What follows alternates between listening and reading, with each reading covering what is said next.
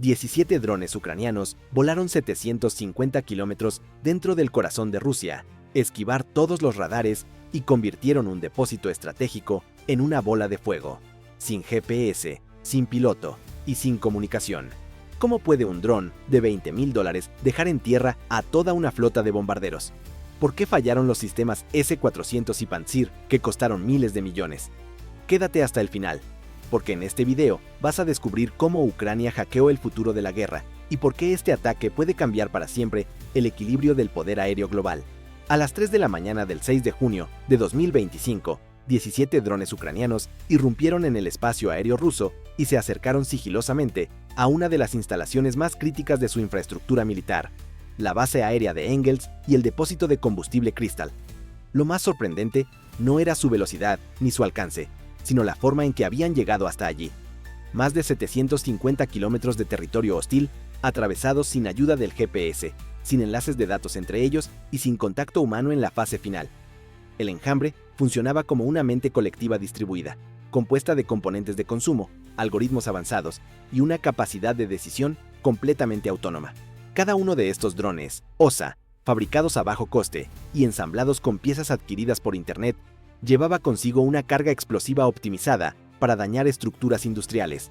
Pero lo que verdaderamente los hacía peligrosos era su cerebro. Una red neuronal entrenada con decenas de miles de imágenes satelitales del depósito Crystal. Sabían distinguir entre tanques vacíos, semillenos y recién abastecidos. Uno de los drones, sobrevolando a menos de 60 metros de altitud, enfocó su cámara térmica en 4 depósitos con temperaturas distintas. No era casualidad. El tanque con mayor temperatura indicaba que había sido llenado recientemente. Eso también significaba que su presión de vapor era máxima y que una detonación allí generaría una reacción en cadena.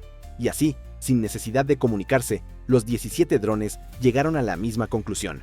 Ese tanque debía ser el primero en caer. En paralelo, cada unidad calculó su trayectoria óptima de impacto, organizando un patrón de ataque escalonado con variaciones de apenas 5 grados. Esta dispersión minimizaba el riesgo de colisiones entre drones y maximizaba el daño estructural.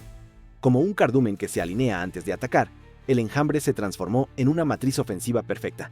Algunos drones se elevaron para caer en picado sobre las cúpulas metálicas. Otros mantuvieron una altura media para golpear los costados, justo donde se acumulan los vapores inflamables.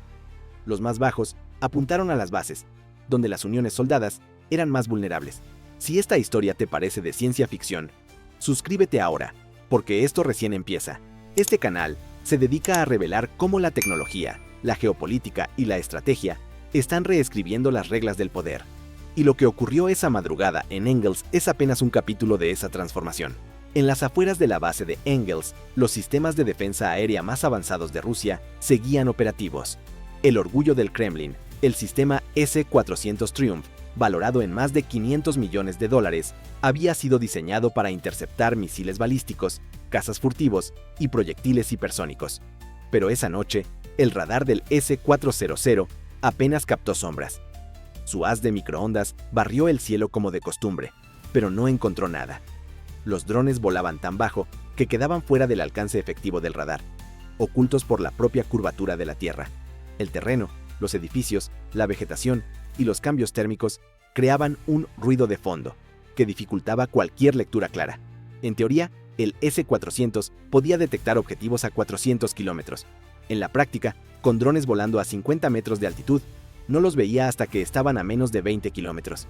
Y para un enjambre de 17 unidades, eso ya era demasiado tarde.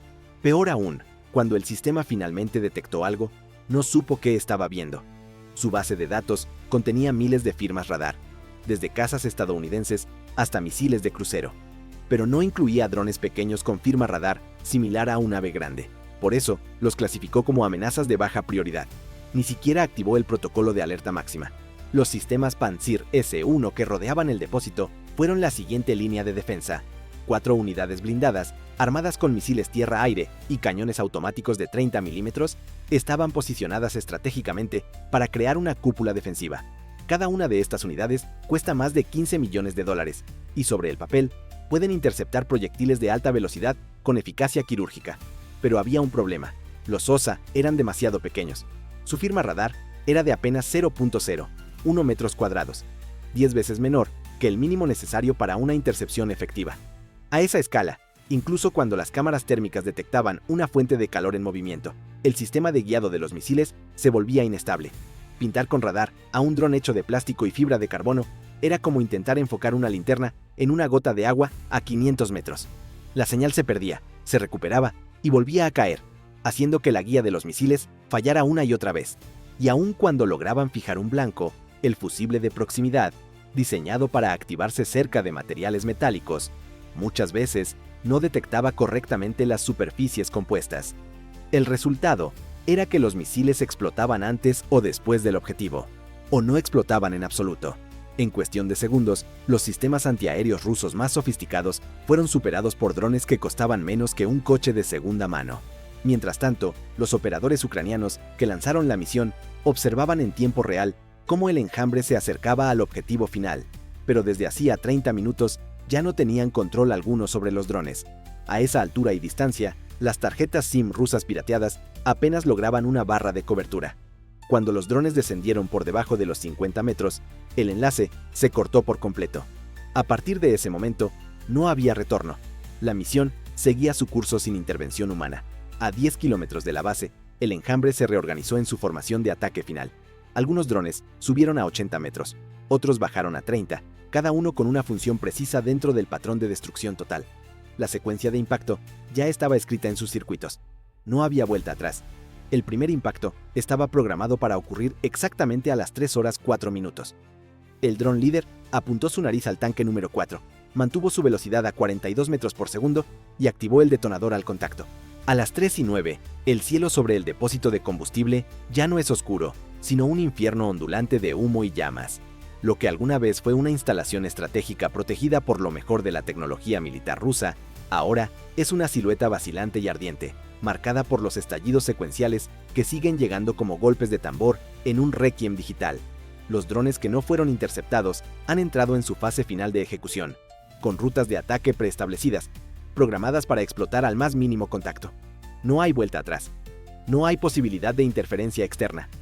La guerra moderna no se trata de soldados ni tanques. Se trata de inteligencia artificial, precisión quirúrgica y objetivos frágiles diseñados para un mundo que ya no existe. Cada dron, OSA, ha seleccionado su punto débil dentro del depósito. Uniones de soldadura, tapas de acceso, válvulas expuestas, conexiones de alta presión. Todas han sido clasificadas, priorizadas y asignadas con eficiencia mecánica. Lo impresionante no es solo que logren evadir los sistemas de defensa, sino que lo hagan de manera tan coordinada que parecen bailar. Un ballet aéreo coreografiado por algoritmos sin emociones, sin dudas, sin miedo. A las 3:10 de la mañana, la tercera ola de impactos convierte la instalación en una serie de explosiones escalonadas, cada una reforzando el daño de la anterior. Los sensores de presión del subsuelo fallan en cascada, los sistemas de ventilación se transforman en chimeneas de fuego y los propios muros de contención, diseñados para prevenir una catástrofe, colapsan por la violencia acumulada. Las cámaras térmicas muestran figuras humanas corriendo en la periferia, tratando de evacuar sin saber a dónde. Los operadores del centro de control ya no intentan disparar. Han abandonado sus puestos, conscientes de que están viendo algo para lo cual nunca fueron entrenados. Ni sus manuales, ni sus simulacros consideraron una amenaza como esta. Enjambres de drones autónomos, diseñados para pensar, aprender y matar sin una sola línea de comunicación activa. Lo más perturbador es que no necesitan instrucciones. Les basta el entorno, su entrenamiento y la capacidad de actuar como uno solo. Cada comandante ruso al oeste de los Urales ahora entiende que ningún radar, ninguna batería antiaérea, ningún manual operativo los puede proteger de enemigos que no juegan bajo las mismas reglas. El fuego del depósito se ve a 40 kilómetros de distancia. Las columnas de humo superan los 2000 metros de altura y se mezclan con nubes naturales, tiñendo el amanecer de un gris anaranjado antinatural.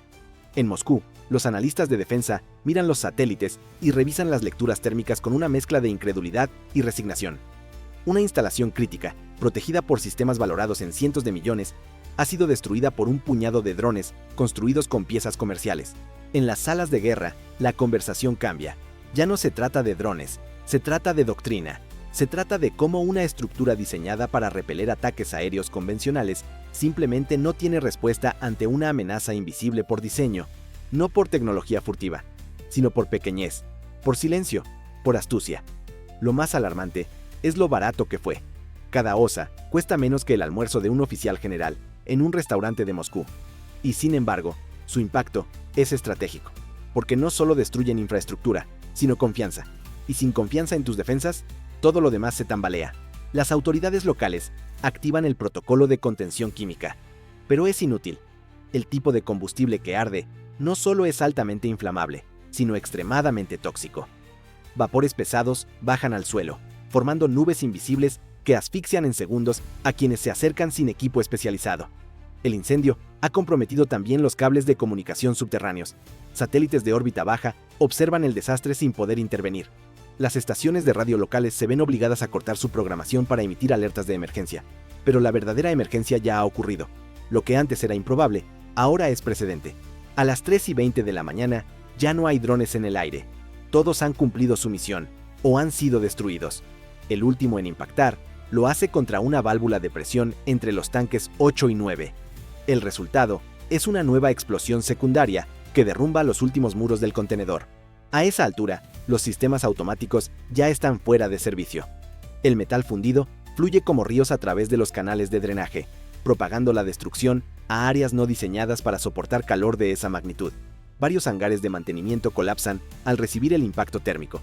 Uno de ellos contenía piezas de repuesto para los motores NK-25 de los bombarderos Tu-160. Ya no existen. Los drones no llevaban cámaras para transmitir video en tiempo real. No era necesario. Esta operación no se diseñó para propaganda, sino para impacto, y lo logró. Las consecuencias inmediatas incluyen la pérdida de la capacidad operativa de una parte importante de la flota de bombarderos estratégicos rusos. Pero el verdadero mensaje ha sido enviado al mundo. Ya no se necesitan cazas furtivos, bombarderos supersónicos o satélites espía para causar daño estratégico. Se necesita algo más simple, más brutal, más eficiente, software bien entrenado y un propósito claro. A las 3:30, el fuego continúa. No hay medios disponibles que puedan contenerlo. El viento comienza a cambiar de dirección, amenazando con extender la catástrofe a zonas civiles. El gobernador regional ordena la evacuación de 4 pueblos cercanos. Las estaciones de servicio en un radio de 80 kilómetros cierran por precaución. Mientras tanto, en Kiev, en una sala sin ventanas iluminada por monitores azules, los responsables del ataque observan los datos de impacto transmitidos por sensores redundantes. La misión se considera un éxito rotundo. No hay celebraciones, solo una frase seca. Objetivo neutralizado. Riesgo reducido. Al amanecer, medios internacionales publican las primeras imágenes satelitales del ataque. Columnas negras se elevan sobre el horizonte como monumentos al colapso de una era. Los foros militares, acostumbrados a hablar de superioridad aérea, ahora debaten sobre resiliencia de red neural en entornos antiacceso. Analistas de todo el mundo revisan grabaciones de radar, comparan firmas térmicas y actualizan bases de datos. La guerra ha cambiado, y lo ha hecho sin necesidad de notificación oficial. La precisión ha vencido a la fuerza bruta, y lo más aterrador para quienes aún creen en el poderío convencional es que este no será el último ataque de este tipo, es el primero de muchos. Porque si un enjambre de drones puede destruir un centro logístico a 750 kilómetros de distancia sin que nadie los vea venir, entonces nada está fuera del alcance. Gracias por llegar hasta aquí. Si te interesan historias reales sobre el futuro de la guerra, los límites de la tecnología y cómo lo impensable se está volviendo rutina, suscríbete al canal. No querrás perdértelo.